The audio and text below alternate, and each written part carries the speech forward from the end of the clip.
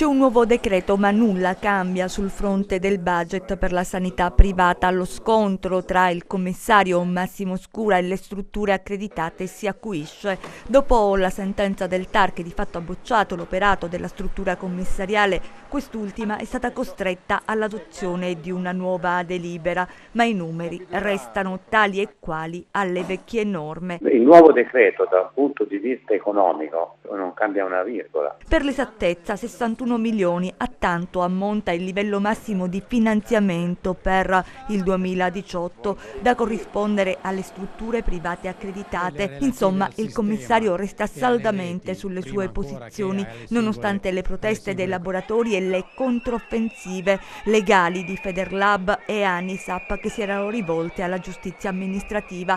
Il TAR, come è noto, ha dato ragione alle associazioni di categoria che avevano impugnato i decreti 72 e 87 del 2018. Scura non ci sta e risponde emendando il provvedimento impugnato, aggiungendo le informazioni richieste e procedendo con il ricorso al Consiglio di Stato. Di ricorrere al Consiglio di Stato perché alcune delle osservazioni del TAR ci sembravano superabili.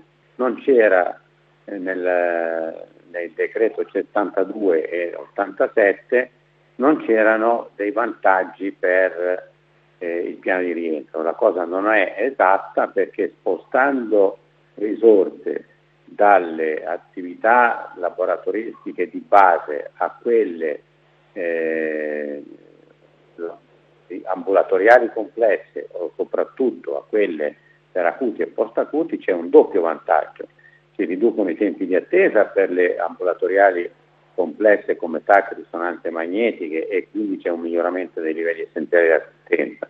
E per quanto riguarda la parte invece spostata su prestazioni, acquisto di prestazioni per acuti e post-acuti, c'è un'incidenza sulla mobilità passiva extraregionale in quanto si dà l'opportunità ai cittadini calabresi di avere e utilizzare queste prestazioni in casa, cioè in regione. Ma qualche struttura privata ha firmato con le aziende sanitarie provinciali contratti con le regole scritte nel vecchio decreto? Sono 126 mi pare che hanno già firmato.